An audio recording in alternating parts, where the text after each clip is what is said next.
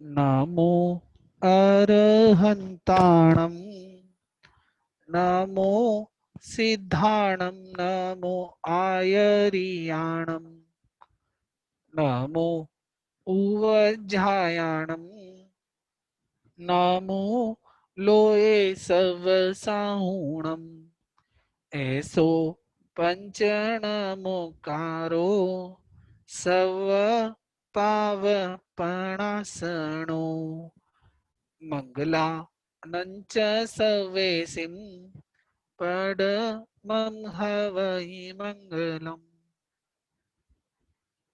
जय जिनेन्द्र।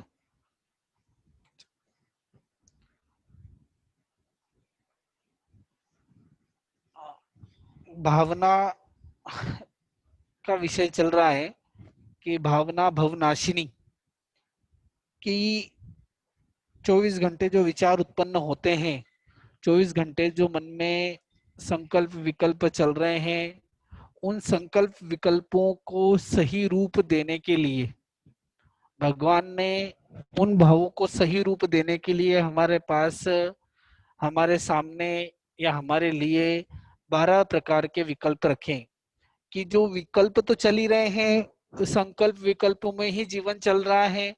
तो उन संकल्प विकल्पों को किस तरह स्थिर करके उनसे हम कर्म बंद ना करके कर्म निर्जरा करें, हमारे भावों में शुद्धता लाएं, विशुद्धता लाएंगे, तो उससे हमारा जीवन सुधरेगा, जीवन आगे बढ़ेगा, जीवन को हम और प्रगति की ओर ले जाएंगे। आत्मा शुद्ध बनेगी, कर्मों से मुक्त होगी, आत्मा हल्की बनेगी, पापों से भारी नहीं होगी। तो हमारे जो शेष कर्म बाकी रहे हैं उससे मुक्त होकर हम सिद्ध गति को प्राप्त हो जाएंगे। लेकिन उसके लिए हमको ऐसे भाव लाने पड़ेंगे, कुछ क्रियाएं करनी पड़ेगी, या उन क्रियाओं को करते वक्त हमको क्या करना पड़ेगा, यत्ना उपयोग विवेक रखना पड़ेगा। जितना यत्ना उपयोग विवेक रखेंगे उतना ही हमको एक हल्कापन महसूस होगा, उतना ही हमको एक विशेष प्रकार की एनर्जी मिलेगी। और उस एनर्जी में हम क्या करेंगे, कुछ नया क्रिएट करेंगे। तो नया क्रिएट क्या होगा कि नया वही होगा कि ज्ञान दर्शन चारित्र, केवल ज्ञान केवल दर्शन को प्राप्त करेंगे, यथा क्या चारित्र को प्राप्त करेंगे, और आत्मा के अंदर जो बैठा हुआ है अनंत ज्ञान केवल ज्ञान प्रकट हो जाएगा। तो निश्चित तौर पर सिद्ध गति प्राप्त होगी ही होगी। उसी लक्ष्य में हम आगे बढ़ रहे हैं। तो भगवान बोल रहे हैं कि जैसे दोहा है हमारा सबसे पहला कि मोह नींद जब उपशमे सदगुरु दे जगाए, सब लूटे नहीं कर्म चोर आवत रुके, तब कुछ बने उपाय। चिंतन है, प्रवृत्ति तो कर ही रहे हैं, मन वचन काया के योगों की प्रवृत्ति तो चली रही है, लेकिन प्रवृत्ति ऐसे करें, कार्य ऐसे करें जिससे नए कर्म बंधे नहीं। कार्य तो करना ही पड़ेगा, बिना कार्य किए तो हम रह नहीं सकते। जब तक मन वचन काया के योग हैं, जब तक तो क्या होगी, इन योग की प्रवृत्ति चालू ही रहेगी। लेकिन इस प्रवृत्ति का चालू रहते हुए हमें काम ऐसा करना है कि नया कर्म बंधे नहीं। आज हम जिस विषय पे चिंतन करेंगे तो शायद आपके सुना हुआ भी होगा कि जो संवर है, आज हम इसी भावना के ऊपर चिंतन करेंगे कि संवर भावना तो है क्या। संवर भावना तो वो समझ ले में पहले कि समुद्र में या नदी में हम नाव लेकर जा रहे हैं और नाव में एक छिद्र हो गया है। अब उस छिद्र में से क्या हो रहा है, उस छेद में से पानी नाव के अंदर आ रहा है। अब धीरे धीरे क्या होगा, पानी अंदर आएगा और आते आते क्या होगा, पूरी नाव डूब जाएगी। और क्या होगा, उसमें बैठा हुआ प्राणी भी क्या हो जाएगा, डूब जाएगा। अगर समय रहते उस छिद्र को बंद नहीं किया, उस छेद को बंद नहीं किया, तो क्या हो जाएगा, समय रहते बंद नहीं किया तो 100% क्या होगा,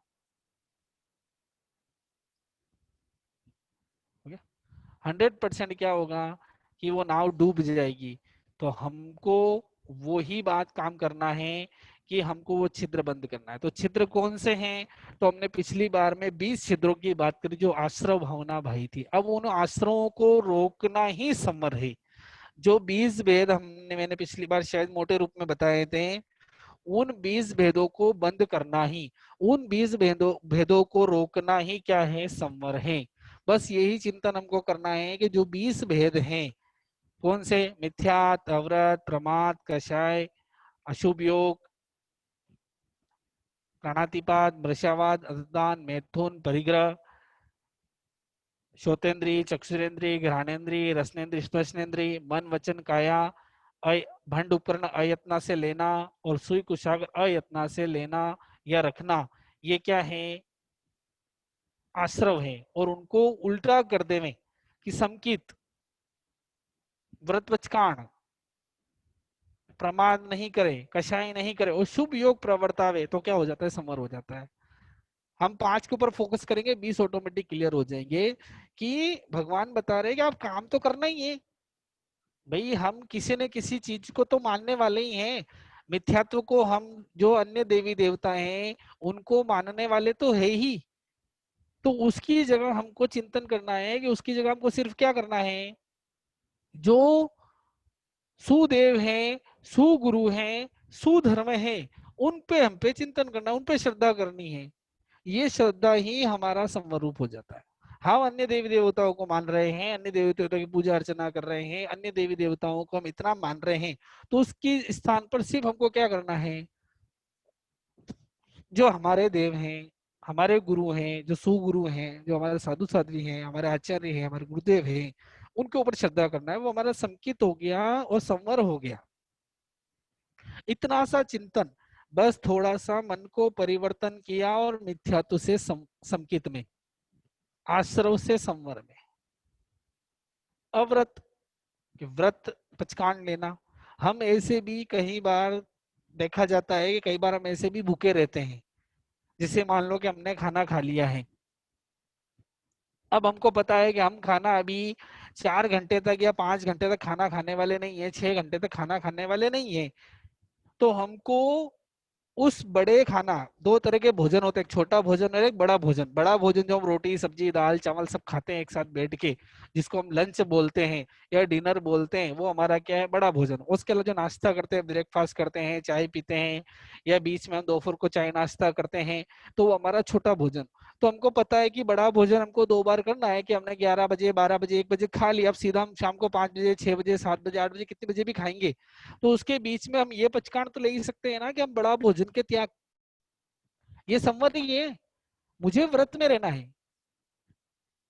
मैंने अभी पानी पी लिया है, मुझे अभी पता है कि मैं 1 घंटे तक पानी पीने वाला नहीं हूं, तो मेरे पानी के त्याग, चारों आहार के त्याग। मैंने अभी चाय पी ली है, तो मैं 1 घंटे तक चाय पीने वाला नहीं हूं, तो मेरे चाय के त्याग। और कभी बीच में पीनी पड़े तो नवकार सूत्र का आगार, या 3 नवकार नहीं गिनूं जब तक मैं चाय के त्याग, 3 नवकार नहीं गिनूं जब तक मेरे पानी के त्याग, 3 नवकार नहीं गिनूं जब तक मेरे नाश्ते के त्याग। क्या दिक्कत है, अव्रत में क्यों रहे, व्रत में रहे, संवर में रहेंगे। जरूरी नहीं कि हम वो 5 आश्रम जो बोलते हैं ना, 18 पाप का त्याग, 5 श्रवण का पचकान, द्रव्य से, क्षेत्र से, काल से, भाव से करने संवर के बच्चे जरूर, वो ही संवर नहीं है। वो तो एक बड़े रूप में बता दिया। उसके अलावा छोटे छोटे व्रत लेना भी क्या है, संवर ही है। संवर का मतलब क्या, कि मेरी आत्मा में जो कर्म आ रहे हैं उन कर्मों को रोकना। जैसे मैंने बताया था कि छिद्र में से पानी नाव में आ रहा है, छिद्र में से पानी आ रहा है नाव के अंदर, तो क्या होता है, नाव डूब जाएगी। तो वैसे ही ये छोटे छोटे छिद्र है, 20 प्रकार के छिद्र हैं, इन छिद्रों को रोक देंगे तो क्या होगा, मेरी आत्मा के अंदर कर्म रूपी पानी आएगा नहीं, तो वो रुक जाएगा। तो क्या हो जाएगा, मेरी आत्मा में एक स्थिरता आ जाएगी कि अब नए कोई पानी आ नहीं रहा है, इसलिए मुझे रोकना कैसे उसको। तो रोकने का उपाय बताया कि जो मैं प्रति समय अव्रत में भटका हूँ, प्रति समय में अव्रत में रहता, इससे अच्छा मैं क्या ले लूं, व्रत ले लूं। रात को मैं सोता हूँ तो सोने के बाद मुझे पता है कि सोने के बाद कौन पानी पीता है, उठूंगा जब पीऊंगा। तो सोने से लेकर जब तक नहीं उठूं, और उठने के बाद 1 नवकार 3 नवकार नहीं गिनूं जब तक मैं पानी नहीं पीऊंगा। ये चारों आहार का त्याग। हम विचार करें कि उस अवस्था में अगर मेरे आयुष्य का बंद हो गया तो मैं आराधक बनूंगा। व्रत में काल करने वाला आराधक होता है, और समकित सहित व्रत लिया हो तो 15 भों में मोक्ष। इतनी छोटी क्रिया में भी जीव कहाँ जा सकता है। हमने भगवती सूत्र में 700 शिष्यों का अंबट जी के 700 शिष्यों का वर्णन सुना होगा या आपने पढ़ा होगा, नहीं पढ़ा तो आज बोल देता हूँ कि अंबट जी के 700 शिष्य थे, उनके पचकान था, वो कच्चा पानी पीते थे, लेकिन उनके ये पचकान था कि हम जब तक किसी की आज्ञा नहीं होगी, जब तक हम ये कोई भी चीज लेंगे नहीं, कोई भी चीज आहार पानी ग्रहण करेंगे नहीं। अदत्ता दान त्याग था उनके, कि बिना दीवी वस्तु हम लेंगे नहीं। कच्चा पानी पीते थे लेकिन साथ में पचकान ये था। अब वो एक दिन विहार कर रहे थे, नदी, गंगा नदी के तट पर जा रहे थे और भयंकर गर्मी का मौसम था और प्यास लगी और जंगल था। 700 शिष्य थे, 700। उन 700 शिष्यों जा रहे थे, सबको प्यास लगी, पानी पीना है, भयंकर गर्मी है, धूप गिर रही है, नीचे रेती क्या है, जल रही है रेती, आग उगल रही है, सूर्य आग उगल रहा है, और क्या हो रहा है, पैर जल रहे हैं, ऊपर से सूर्य में से सिर तप रहा है, पास में गंगा नदी बह रही है, ठंडा शीतल पानी बह रहा है और प्यास भी लगी है। अब पानी पीना है, लेकिन कोई उस जंगल में कोई आज्ञा देने वाला नहीं है, परमिशन देने वाला नहीं है। व्रत की महत्वता देखना, हम सोचते इतने से तो क्या होगा, व्रत लेने से क्या होगा, हम तो ऐसे ही कर लेंगे। तो ये व्रत की महत्वता बता रहे हैं। भगवती सूत्र में बताई हुई ये घटना है कि जब 700 शिष्यों को प्यास लगी, गंगा नदी बह रही है, पास में वो चल रहे हैं, 700 शिष्यों ने सोचा कि पानी पीना है, लेकिन जब तक आज्ञा नहीं देवे तो पिए कैसे। तो उन्होंने फिर अपने कुछ शिष्यों को आजू बाजू जंगल में भेजा कि कदाच कोई आज्ञा देने वाला, कोई ग्वाला, कोई किसान, कोई आदमी मिल जावे तो क्या हो जावे, आज्ञा लेकर हम क्या पी लेवे, पानी पी लेवे। लेकिन खूब देर तक ढूंढा, लेकिन कोई आज्ञा देने वाला मिला, जंगल था, एकांत जंगल में कौन मिलता है, नहीं मिला। खूब देर तक ढूंढा लेकिन नहीं मिला। वापिस सब शिष्य अपने अपने आए और बोला कोई आज्ञा देने वाला नहीं मिला। खूब देर इंतजार किया, नहीं मिला। अब उन्होंने सोचा कि अब प्राण क्या हो गए हैं, गला सूख गया और हमारे प्राण निकल जाएंगे पानी नहीं पिया तो। अब क्या करें, और पचकान पूरा है कि बिना दी हुई वस्तु लेना नहीं, दत्ता ध्यान का त्याग है। जब तक आज्ञा नहीं मिलेगी क्या करेंगे, पानी नहीं पिएंगे। बस उन्होंने उसी समय अरिहंत और सिद्धों की आज्ञा से अनशन संथारा ग्रहण कर लिया। हे प्रभु, आलोचना की, आलोचना करके संथारा ग्रहण कर लिया, और संथारा ग्रहण करके 700 के 700 शिष्य देवलोक गए। और दूसरी बात, एक भवतारी बने कि वहां से काल कर महाविद्य में जन्म लेकर मोक्ष गति को प्राप्त करेंगे। ये व्रत की महत्वता है। अब विचार करें कि 700 शिष्यों में से एक शिष्य भी अपना व्रत तोड़ देता और बोल देता कि आज्ञा मिल गई, एक आदमी खड़ा था उधर, उसने बोल दिया मुझे यहाँ पी सकते हो, पर किसी ने भी 700 में से एक शिष्य ने भी, 699 की जान बच सकती थी, लेकिन एक शिष्य भी अपना व्रत तोड़ने को तैयार हुआ नहीं। संथारा ले लेंगे, काल कर जाएंगे, लेकिन व्रत तोड़ेंगे नहीं। ये है व्रत की महत्वता। व्रत लिया, पचकान लिया, देख लिया कि मरने वाले हैं, अब कोई उपाय नहीं है, यावत जीवन संथारा, हरिहर सिद्धों की, हरिहर अरिहंत और सिद्धों की साक्षी से संथारा लिया, और कहाँ गए, काल कर देवलोक गए, और वहां से निकलकर कहाँ जाएंगे, महाविद्य क्षेत्र में जन्म लेंगे, और वहां से फिर कहाँ जाएंगे। ये 700 शिष्य अंबट जी सन्यासी के शिष्य थे। एक पचकान बिना दिया हुआ लेना नहीं है, कच्चा पानी पीते थे, तो हम भी तो कर सकते हैं ना। हम तो अरिहंत, शुद्ध अरिहंत परमात्माओं की वाणी को क्या कर रहे हैं, ग्रहण कर रहे हैं, सुन रहे हैं, तो इतना नहीं कर सकते एक छोटा सा बचकान के भाई नहीं पीना है, अभी पिया है। यहाँ पर रोक नहीं रहे हैं, यहाँ पर हमको समझा रहे हैं कि जब हमने ये काम अभी कर लिया है और अब ये वापिस करने वाले नहीं है तो क्या दिक्कत है। मान लो मैंने अभी स्नान कर लिया है और मेरा हो गया, मैं कल करने वाला हूँ, तो आज से लेकर अब बड़ी स्नान का मेरा त्याग, मैं व्रत में तो रहूं ना। खाने का, पीने का, कपड़े का, हर चीज का हम क्या कर सकते हैं, ये त्याग कर सकते हैं। अव्रत में नहीं मरना है। मान लो कदाच मेरा आयुष्य का बंद भी हो गया तो भी मैं 5 गुण स्थान में काल करूंगा, आराधक बने में काल करूंगा, मैं आराधक बन जाऊं, ये मेरी क्या होनी चाहिए। जब जागृति रहेगी तो काम, कई लोग पहनते भी है ना अंगूठिया, हरिहंताणम सिद्धांत की अंगूठिया पहनते हैं कई लोग, आप में से काफी पहनते होंगे, ये जागृति है। हर समय व्रत में बंधा हुआ हूं, व्रत बंधन नहीं है, मर्यादा है। किसकी मर्यादा? मेरे पाप की मर्यादा है कि मैं कम से कम क्या करूंगा, पाप करूंगा।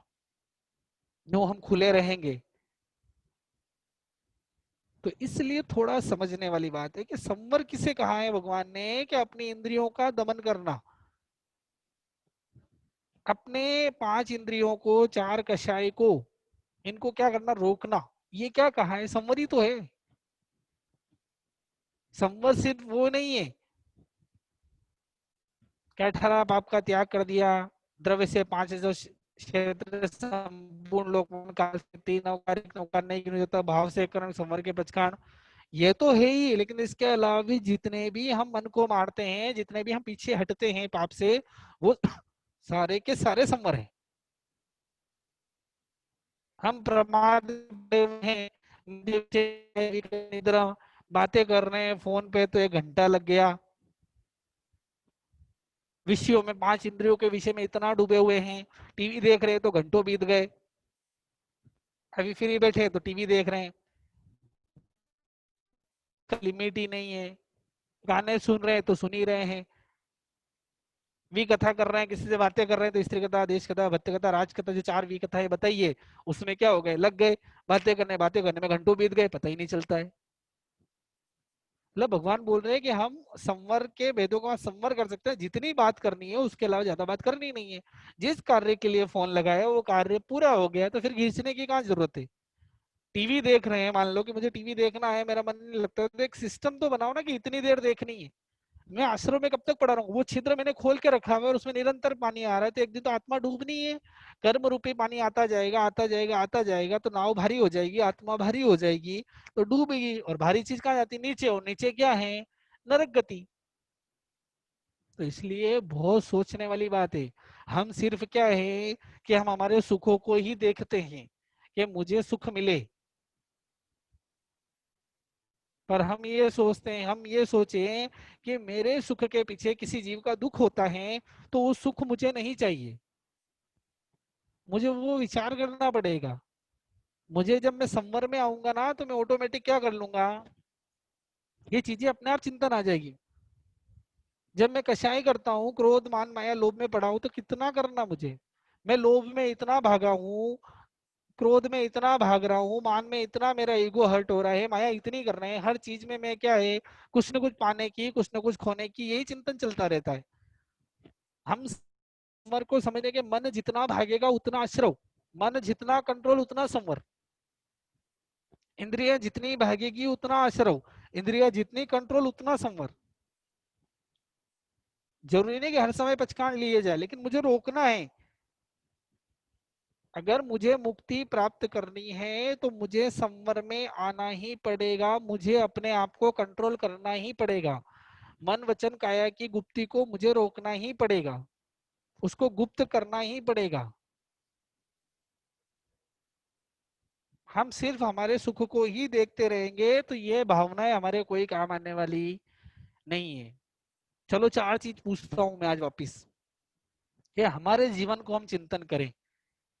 जिस व्यक्ति को सुख बहुत चाहिए ना, बहुत अनुकूलता चाहिए ना, उसके एक चिंतन करना कि मेरे जीवन में, या फिर कई लोग ऐसा बोलते हैं कि मुझे बहुत दुख है, बहुत दुख है, मुझे ये नहीं मिला, वो नहीं मिला, इसलिए मुझे भागना पड़ता है, मुझे चिंतन करना पड़ता है, उसने साथ मेरा ऐसा किया इसलिए मुझे उसकी बातें करनी पड़ती है। अलग अलग तरह के जो विचार चलते रहते हैं 24 घंटे हमारे मन में, ये ऐसी क्रियाएं करते रहते हैं। तो 4 चीज, एक है कि मेरे जीवन में दुख ज्यादा है, पहला, या दोष ज्यादा है, दूसरा। मैं कुछ चिंतन करूं मेरे मन में कि मेरे जीवन में दुख ज्यादा है या दोष ज्यादा है।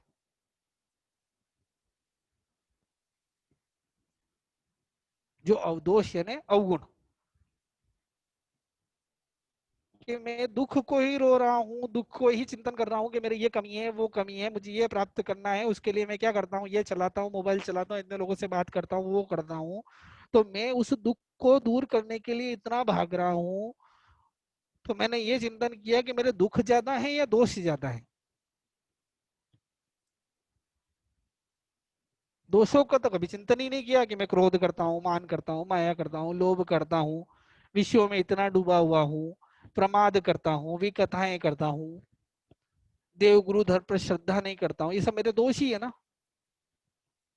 तीसरा या चौथा दोनों साथ में, कि सुख ज्यादा है या सुख कम है या सद्गुण कम है। मैं जो अभी जीवन जी रहा हूं ना, उसमें चार चीज संभालना, कि दुख ज्यादा है या दोष ज्यादा है, सुख कम है या सद्गुण कम है। उत्तर यही आएगा कि दोष ज्यादा है और सद्गुण कम है। सुख तो ज्यादा ही है, सद्गुण ही कम है। सद्गुण कौन से कम है? कि हम संवर की भावनाओं को समझे। सद्गुण मतलब संवर की भावना। गुरु भगवंतों के पास बैठे हैं, वहां भी मोबाइल लेके जा रहे हैं, वहां भी वो के वही अवगुण हमारे। ज्ञान सीखने बैठे हैं तो वहां भी वही है अवगुण। इधर उधर की बातें, प्रवचन सुन रहे हैं तो वहां भी क्या है? जहां सद्गुणों की प्राप्ति होनी थी वहां पर भी हमने क्या कर दिया? दोष का प्रवेश करा दिया। और फिर हम चाहते हैं कि क्या करें? कर्म बंद कम होवे।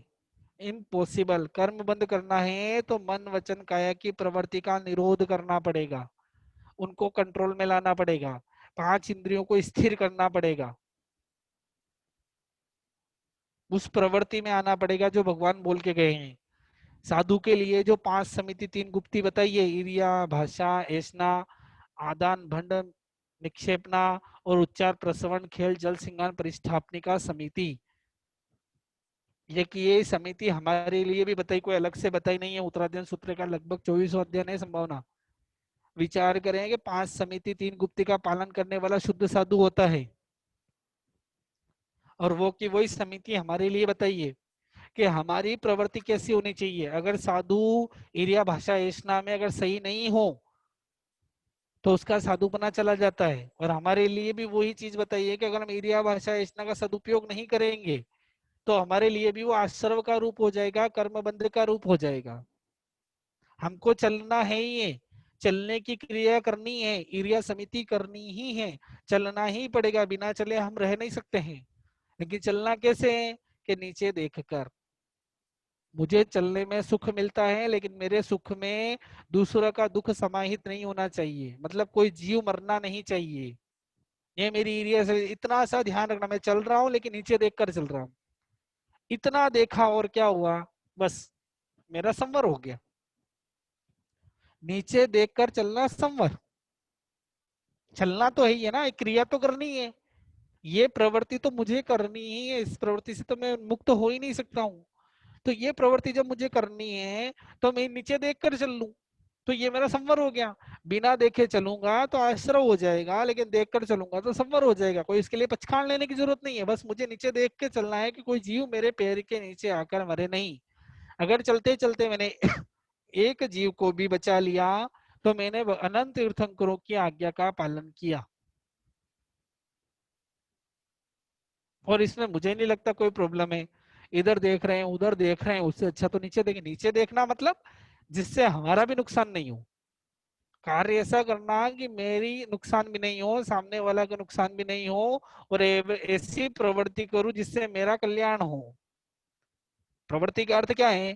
कि ना मेरा नुकसान हो ना सामने वाले का नुकसान हो, और मेरा आत्म कल्याण हो जाए। वो मुझे प्रवृत्ति करनी है, वही क्रिया करनी है, तो क्या दिक्कत है? नीचे देख के चलने में क्या होता है कि मैं थोड़ा सा इस प्रकार से देख के चलूं कि भाई मैं कोई खंबे से टकरा नहीं जाऊं, कोई एक्सीडेंट हो नहीं जाए, वो मुझे ध्यान रखना है। और नीचे देखकर चलूंगा तो कोई जीव क्या होगा? बच जाएगा, तो उसका भी दुख नहीं होगा, उसको भी दुख नहीं होगा, और मुझे भी क्या, मेरा भी आत्म कल्याण हो जाएगा। इतना सा काम करना है, उसमें लॉजिक लग जाते हैं। नीचे देख के चलेंगे, कोई गाड़ी ठोक जाएगा नहीं, ये कर जाएगा ना, वो कर जाएगा नहीं। अरे चलना प्रारंभ तो करो। कितने साधुओं का नीचे देखने से एक्सीडेंट हुआ? ये चिंतन करना, लॉजिक नहीं, बुद्धि नहीं लगानी, यहाँ तो सिर्फ समर्पण। ईर्ष्या समिति, ये हमारी नीचे देखकर। भाषा समिति, साधु को तो क्या कर्कश, छेदकारी, भेदकारी ऐसी कई भाषाएं बोलने का क्या किया है, मना किया है। लेकिन हमको अगर बोलना है तो हमको इतना कि हितकारी, प्रियकारी, और मित भाषा का क्या करना है, प्रयोग करना है। क्यों किसी को कठोर वचन कहें, क्यों किसी को बुरा लगे ऐसे वचन कहें। हाँ, कभी किसी को सुधारने की दृष्टि से कहना पड़े तो वो बात अलग है, लेकिन जहाँ अपना कोई हक चलता नहीं है वहां भी क्या हम हो रहे हैं, उस भाषा समिति का प्रयोग नहीं कर रहे हैं। भगवान ने जो व्यवहार भाषा बताई, सत्य भाषा बताई है, उस भाषा का प्रयोग करके अपना जीवन चलावे, क्या दिक्कत है। लोग बोलते हैं कि झूठ के बिना संसार चलता नहीं है। ठीक है, नहीं चलता होगा, लेकिन हमारा जिन शासन चलता है, जिन शासन को मानने वाले के लिए ये कोई विकल्प है ही नहीं। सत्य पे ही जीवन चलता है और सत्य पे ही चलेगा। वो तो हमने इसकी धारणा बना ली है, इसलिए ऐसा होता है। लेकिन फिर भी चलो अपन वो चीज छोड़े कि हमको व्यापार में, धंधे में, परिवार में बोलना पड़े, लेकिन फिर भी मैं बोलूंगा ऐसा कि मित भाषा बोलूंगा कि भाई किसी का क्या होए, कोई नुकसान नहीं होए, किसी को कड़वा वचन नहीं बोलना है। भगवान ने अंधे को अंधा बोलना भी मना किया है कि अंधे को अंधा नहीं बोलना, लंगड़े को लंगड़ा नहीं बोलना, चोर को चोर नहीं बोलना, ये साधु के वचन है। क्योंकि उस भाषा से उसको क्या लग सकता है, बुरा लग सकता है। दशे कालिका 7वां अध्ययन सुवाक्य शुद्धि है, कभी पढ़ना उसको, मालूम पड़ेगा आपको कि कैसे कैसे वचन भगवान ने बोलने की हाँ करी है और कैसे वचन बोलने की भगवान की स्पष्ट मनाही है, जिसको हम आज व्यवहार भाषा में बोल देते हैं, लेकिन भगवान ने तो मना ही किया कि भाषा बोलनी ही नहीं। तो चलो वो साधु का व्यवहार हो गया, लेकिन हमारी भाषा कैसी, हम ऐसे कर्कशकारी, छेदकारी, भेदकारी, मर्मकारी भाषण बोलते हैं कि लोग हमारे पास आना ही नहीं चाहते हैं। तो इसलिए चिंतन करें कि हमारी एरिया समिति नीचे देखकर चलना, भाषा समिति प्रियकारी, मितकारी, सुखकारी, एकदम व्यवस्थित भाषा बोले जिससे किसी को दुख उत्पन्न हुए नहीं। वैष्णव समिति साधु के लिए बताया, गवेषणा, गोचरी जाए, गोचरी की गवेषणा करे और शुद्ध आहार पानी लेवे। तो हम तो कोई गोचरी करते नहीं, तो हमारे लिए कैसे होगा ये। तो हमारे लिए कि हम शुद्ध और सात्विक भोजन ही करें। हम भोजन की जो मर्यादा हमारे ग्रंथों में बताई है कि एकदम शुद्ध और सात्विक भोजन ही करें। जैसा खावे अन्न वैसा होवे मन। आज हम दुनिया भर के बाहर की चीजें खाते हैं, तो क्या होता है, हमारा मन भी वैसे ही बनता है, वैसे ही विकारी बनता है, वैसे उत्तेजित रहता है, ऐसे हमारे कषाय उत्तेजित हो जाते हैं। तो इसलिए शुद्ध सात्विक भोजन का ही क्या करना, भगवान ने जो नियम बताए उस भोजन का करना, कि जो जैनत्व का भोजन है शुद्ध सात्विक भोजन करें। बाहर के हम इतनी अटाला या इतना कचरा खाते हैं ना कि हमारा मन में वो कचरा स्थान कर गया है, क्या वो छूटता ही नहीं है। तो इसलिए चिंतन करें कि भगवान ने जो विधियां बताई है बहुत अच्छी है। अभी ये लॉकडाउन लगा ना, महीने 2 महीने संपूर्ण सब चीजें बंद थी, तो हमने घर में सबने सात्विक भोजन खाया। तो किसको तकलीफ पड़ी कि हमने उन 2 महीनों में शायद किसी ने पिज्जा, नूडल्स, ब्रेड या और भी जो चीजें जो बनती है मार्केट में, पाव भाजी है, पाव है, ब्रेड है, नूडल्स है, ब्रेड है, जो भी जितनी चीजें आती हैं बेकरी की, ये नहीं खाई तो हमको क्या प्रॉब्लम हुई। घर का शुद्ध सात्विक भोजन खाया महीने 2 महीने, तो कोई प्रॉब्लम नहीं हुई। और रियलिटी वही है कि अगर शुद्ध सात्विक भोजन करेंगे तो हमारा मन शुद्ध रहेगा, हमारी कषाय शांत रहेगी, मन में उत्तेजना नहीं आएगी, विकार नहीं आएगा, हमारी स्मरण शक्ति बढ़ेगी, आगमों का पढ़ने का मन बनेगा। नहीं तो खाएंगे हम क्या है कि ज्यादा तला बला ये इस उत्तेजना वाली चीजें खाएंगे, तो वो रिएक्ट भी वैसा ही होगा। तो इसलिए हमको भगवान ने यशना समिति साधु के लिए तो घर घर जाकर गोश्री कर कर लेना है, हमको वो नहीं करना है। तो हम शुद्ध सात्विक भोजन तो करें। आज कैसा कैसा भोजन खाते हैं हम, तो वो भूल ही गए हैं कि ये शाकाहारी है कि मांसाहारी है। कई चीजों में आज अंडे मिक्स आते हैं, ऐसे होटलों में खा रहे हैं, मर्जी है वो चीजें खा रहे हैं। क्या करें, इसके बिना मिलता नहीं है, तो ऐसा जरूरी है क्या खाना। कई लोग बोलते हैं नहीं खाएंगे तो क्या करें, छोड़ दे क्या, पिज्जा में तो आता ही है, वो नहीं खाए तो क्या करें। डोमिनोज पिज्जा खा रहे हैं, हम तो क्या करते हैं, वेज खाते हैं। अरे वेज नॉन वेज का फर्क तो करो, कि वहां पे नॉनवेज भी बन रहा है, उसी उसकी जो उसका शॉप है उसमें वेज भी बन रहा है नॉनवेज भी बन रहा है, तो वो काम वाले इधर उधर हाथ लगाते होंगे, सबका सब मिक्स ही हो रहा है ना। क्या पता चलता है क्या हो रहा है, हम वो सब भूल गए हैं। ऐड दे दिया प्योर वेज, ऐड दे दिया नॉन वेज, हम तो सोचते हैं प्योर वेज खा रहे हैं। तो ये थोड़ा सा चिंतन करें कि अंडे हैं ये चीजें हैं उसमें मिलावटी आ रही है, थोड़ा चिंतन करेंगे तो सात्विक भोजन ये हमारे जो अंदर जो कषाय बढ़ रहे हैं, जो ऐसी दुर्भावनाएं उत्पन्न हो रही हैं, जो इस तरह से घटनाएं हमारे मन में अलग अलग तरह के विचार आते हैं, तो ये क्यों आ रहे हैं, इस अन्न की वजह से भी एक ये भी एक कारण है। भगवान ने कहा है पुद्गलों का जीव के ऊपर फर्क पड़ता है, ज्यादा दही खा लो तो नींद आती है, क्लोरोफार्म सूंघ लो तो क्या हो जाता है, बेहोश हो जाता है, जहर खा लेते हैं तो व्यक्ति मर जाता है, तो ये पुद्गल ही है ना। तो ये अन्न जो हम खाना खा रहे हैं ये भी एक तरह का पुद्गल है, और इस पुद्गल को हम जिस जिस तरह का पुद्गल यूज करेंगे वैसे हमारे क्या भाव होंगे। तो इस तरह का खाना खाएंगे, उत्तेजना वाला खाना खाएंगे तो हमारे कषाय भी वैसे ही रहेंगे, हम ऐसे ही विकारी बने रहेंगे। फिर संवर की तो बात ही कहाँ, फिर छोड़ने की तो बात ही कहाँ, यहाँ तो सब पाने ही पाने की बात होगी।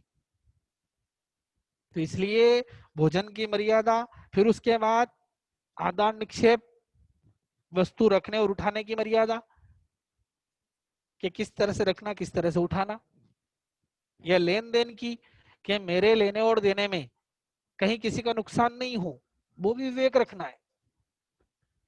अब उठाना करना हमको विवेक नहीं रहे, लेकिन लेन देन में तो विवेक रख सकते हैं ना, मैं किसी को कुछ दे रहा हूँ कुछ ले रहा हूँ तो उसमें मेरी ये भावना होनी चाहिए कि मेरे लेने देने में कहीं किसी का नुकसान नहीं होना चाहिए। मैं किसी से कुछ पेमेंट मांगता हूँ और मेरे पेमेंट लेने से उसका घर बर्बाद हो सकता है, लेना मेरा पक्का है कि मेरा एक नंबर का ही पैसा है, मैंने कोई बेईमानी नहीं करी है, लेकिन अब ये स्थिति सामने वाले की है कि उसके पास क्या है, पैसा है नहीं है, और मैं उसको फोर्स करूं और बेचारा कर्जा लेकर कहीं से मेरा पैसा चुका देता है, तो मुझे चिंतन करना पड़ेगा ना कि मैं फिर श्रावक हूँ, कि मेरे लेन देन से मेरे लेने से उसका घर उजड़ जाता है। तो भगवान ने कहा ऐसा पैसा लेना नहीं, मेरी उस छोड़ देना, या टाइम दे देना, नहीं छोड़ सकते तो टाइम दे दो, जब तेरे पास आवे जब देना, लेकिन अभी कोई जरूरत अगर मैं सक्षम हूं तो।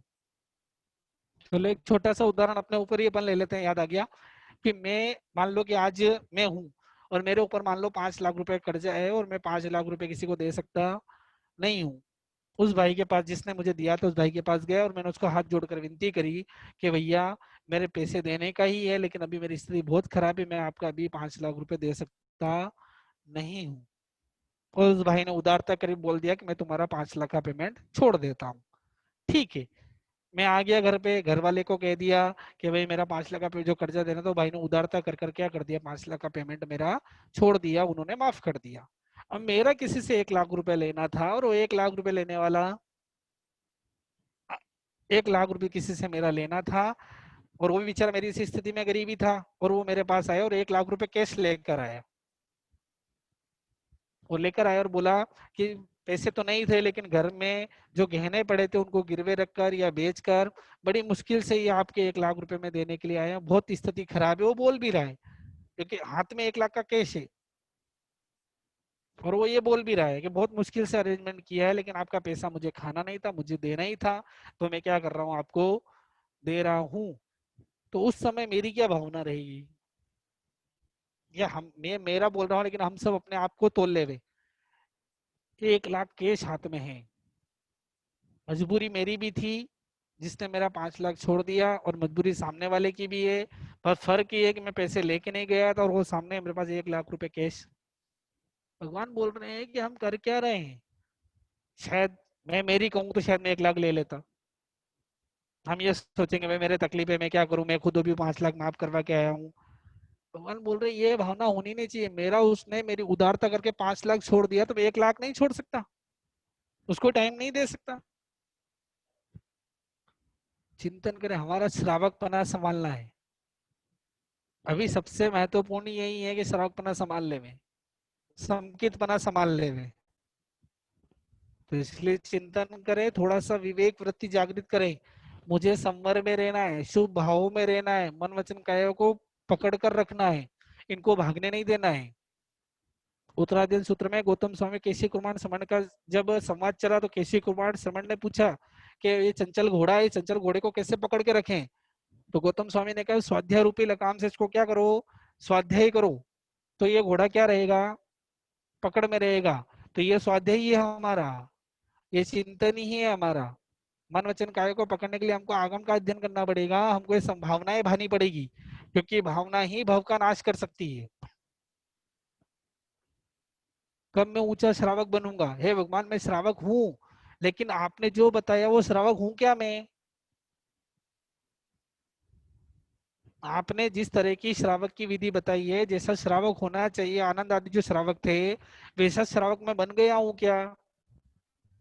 तो मुझे वो, जब वो दृष्टांत सामने देंगे, बताएगा कैसा बनना है।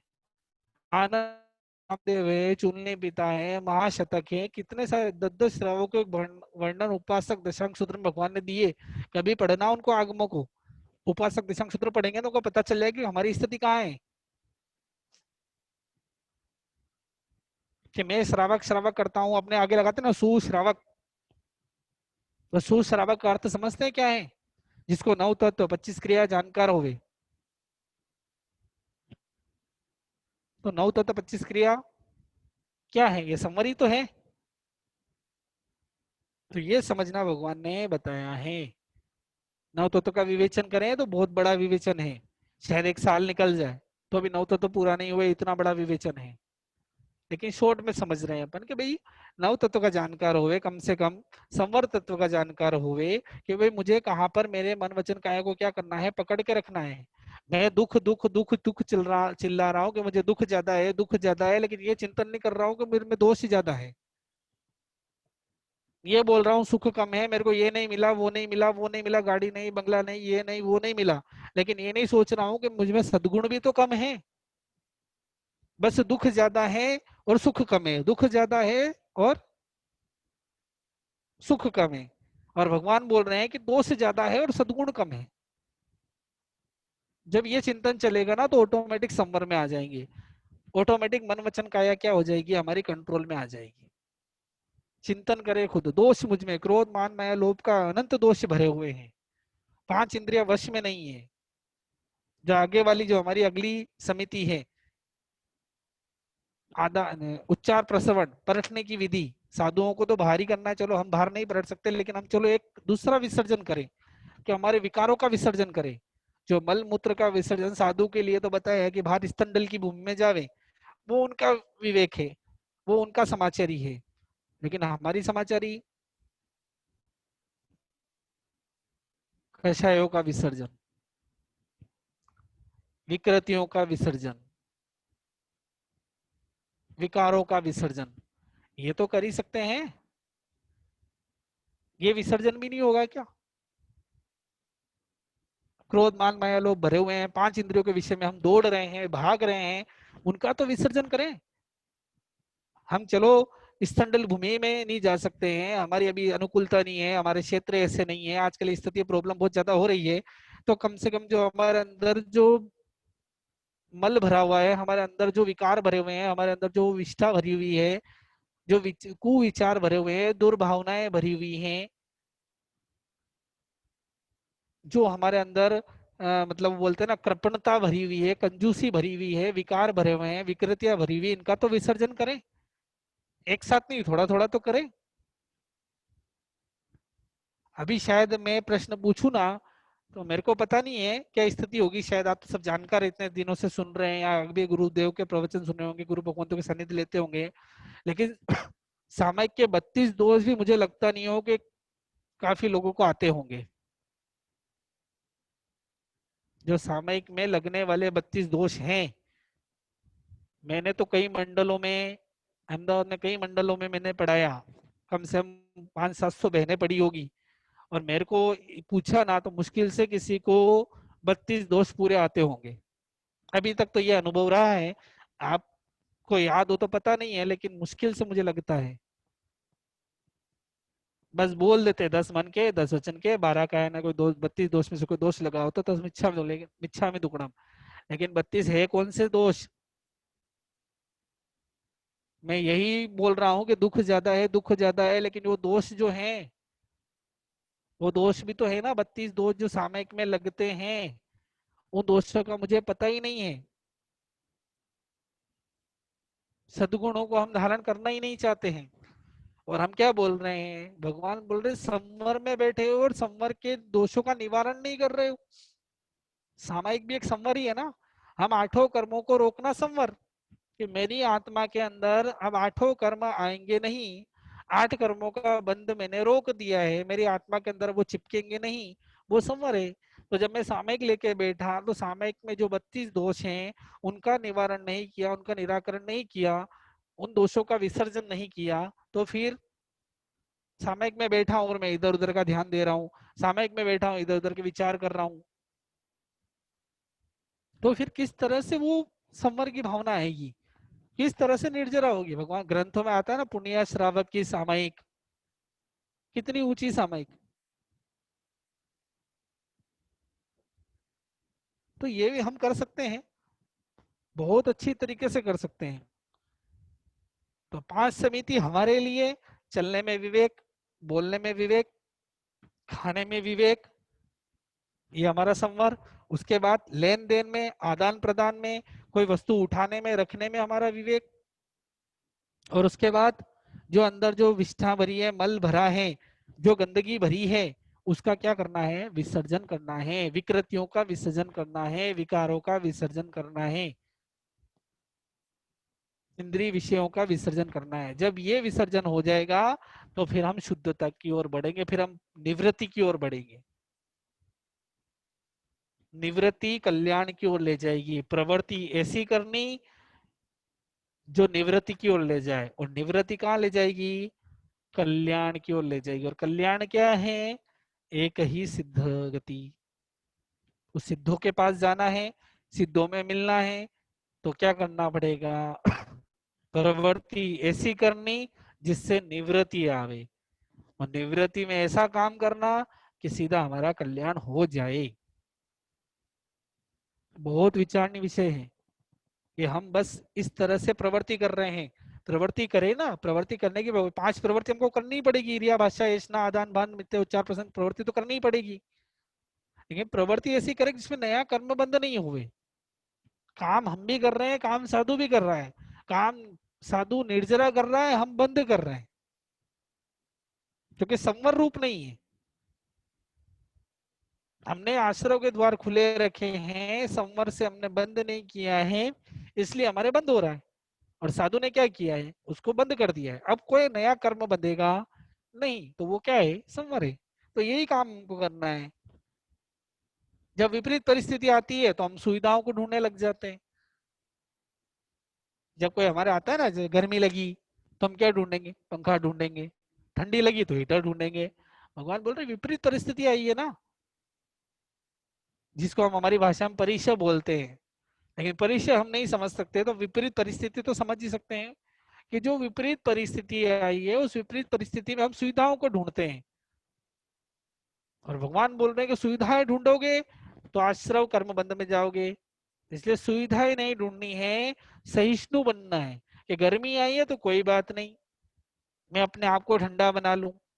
ठंडी आई है तो मैं धैर्य रूपी कंबल को ओढ़ लूंगा, उससे मेरे गर्मी आ जाएगी। धैर्य रखो ना, कितनी ठंडी कितनी रहेगी, गर्मी कितनी गिरेगी।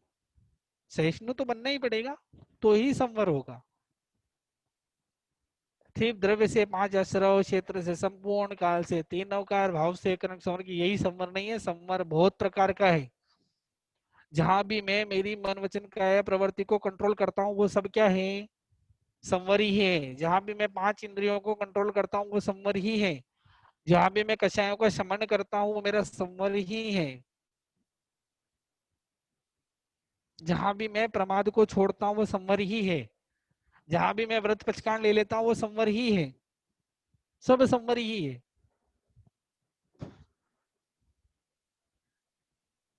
जहां भी मैं अपनी भाषाओं को कंट्रोल कर लेता हूँ, प्रियकारी हितकारी मितकारी वचन बोलता हूँ, वो संवर ही है। चलने में विवेक रखा वो संवर ही है। बोलने में विवेक रखा वो संवर ही है। वस्तु उठाने में रखने में संवर ध्यान रखा वो संवर ही है। विकृतियों का विसर्जन कर रहा हूँ संवर ही है। विषयों का विसर्जन कर रहा हूँ संवर ही है। तो ये सब चीजें जो संवर हैं, तो इतने चीजें बताइए तो हमको करने में क्या दिक्कत, थोड़ा ही तो करना है। इतना तो कर ही रहे हैं, अब थोड़ा ही करना है, ज्यादा करना नहीं है। थोड़ा सा चिंतन हमको कहाँ लेके जाएगा, थोड़ी सी प्रवृत्ति हमको कहाँ लेके जाएगी, एक शुद्ध अवस्था में लेके जाएगी। हरिकेशी मुनि ने जो ये भावना भाई, संवर भावना,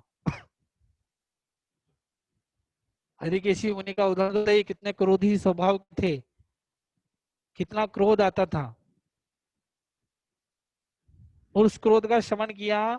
चांडाल कुल में उत्पन्न हुआ व्यक्ति, चांडाल कुल कहते हैं जो कुत्ते को पकड़कर भी खा जाते हैं, ऐसे कुल में उत्पन्न हुआ व्यक्ति, जब पता चला कि क्रोध का परिणाम मृत्यु ही है, कैसे पता चला कि हरिकेशी मुनि जब मेले में बैठे हुए थे, जब उन्होंने देखा कि एक सांप निकला, उस सांप को व्यक्ति ने, लोगों ने मार दिया।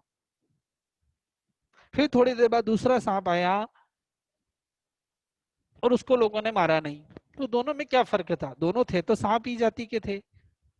जब पता चला कि एक सांप के अंदर जहर भरा हुआ था, वो इतना क्रुद्ध हो गया था, जो उसके सामने आता उसको वो काट रहा था, तो लोगों ने उसके सर को क्या कर दिया, कुचलकर मार दिया।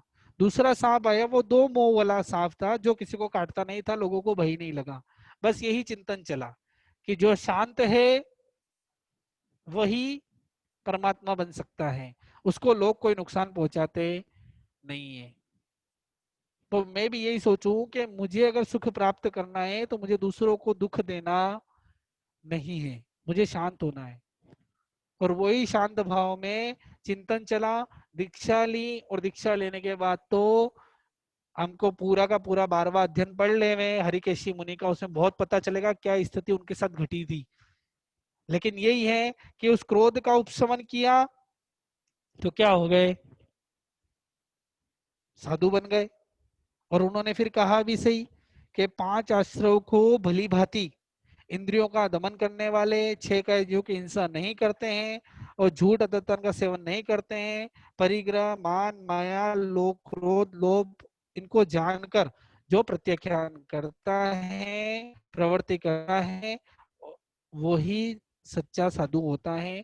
और वो ही क्या होता है, बता रहे कि ऐसे लोगों को भी ऐसी ही प्रवृत्ति करनी चाहिए। फिर आगे बोल रहे हैं कि 5 संवर, जो मैंने कहा, मिथ्या, अव्रत, प्रमाद, कषाय और शुभ योग, नहीं, संकेत, व्रत, पचकान, अप्रमाद, अकषाय और शुभ योग, ये 5 प्रकार के संवर हैं। और आश्रमों का निरोध करने वाला, मनुष्य असंयत जीवन को नहीं चाहने वाला, शरीर का त्याग किया हुआ, अर्थात शरीर की परवाह ना करके जो परीक्षाओं को सहन करता है, वो ही कहाँ जाता है, शुद्ध गति में जाता है। मतलब संवर युक्त जीव होगा जिसने अपने 5 इंद्रियों, मन, वचन, काया को कंट्रोल कर रखा है, वो ही जीव क्या होगा, आगे बढ़ेगा। तो इसलिए थोड़ा और चिंतन करें कि ये जो 12 भावनाओं का चल रहा है, तो हम जितना इसको सुनेंगे, पढ़ेंगे, समझेंगे, उतना हमको क्या मिलेगा, एक अलग ही भाव मिलेगा। तो इसलिए कहा है कि भावना भवनाशिनी। तो वही चिंतन चल रहा है कि हम जितना हमारे अंदर दोषों को दूर करेंगे, दोषों को कम करेंगे और सद्गुण को बढ़ाएंगे, तो जीवन अवश्य क्या बनेगा, सुखमय बनेगा। अब किसी को कोई प्रश्न पूछना हो तो वो पूछ सकते हैं।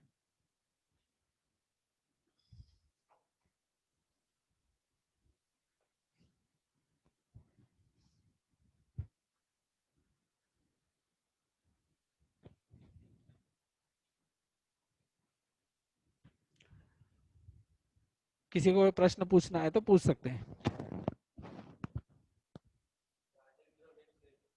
राजेंद्र जी। प्रणाम गुरु जी। जी जी, जय गुरु। संवर में कई पचखान लेने का होता ही नहीं है ऐसे। संवर में पचकान तो बताया हुआ है कि जो अपन जब कभी अलग से बैठते हैं, कि जब सामयिक नहीं ले सकते हैं, जब वो हाँ कुछ तो टाइम फिर के लिए मुझे प्रवृत्ति का त्याग करना है, तो वो पचकान की विधि बताई हुई है कि द्रव्य से 5 आश्रव, क्षेत्र, संपूर्ण लोक, प्रमाण, जो विधि है, वो विधि हम लेके हम पचकान ले सकते हैं। लेकिन जब मुझे कंट्रोल करने की बात आती है कि मुझे अब पचकान लेना है, पचकान लेके करे तो बहुत अच्छा है, लेकिन हर बार मुझे याद नहीं रहता है, तो मुझे हाँ, सम्यक पूर्वक, समझ पूर्वक जो मैं चीजों का कंट्रोल कर रहा हूँ, वो भी मेरा संवर ही है।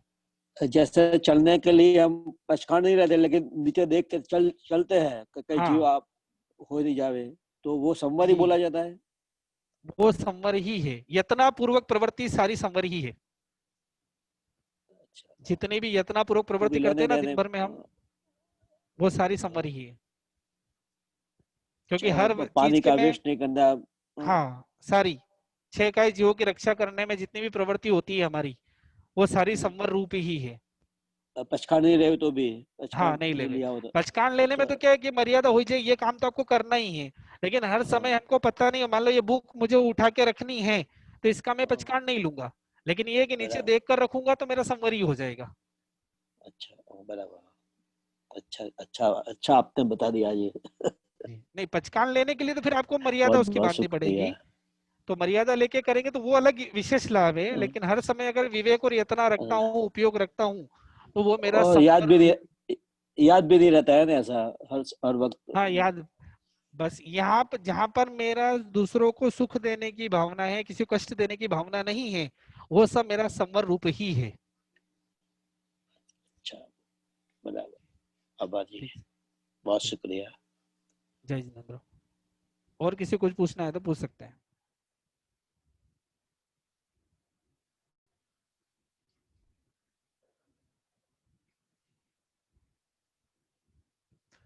ओके। जय जिनेन्द्र। आप सब पधारे इसके लिए बहुत धन्यवाद।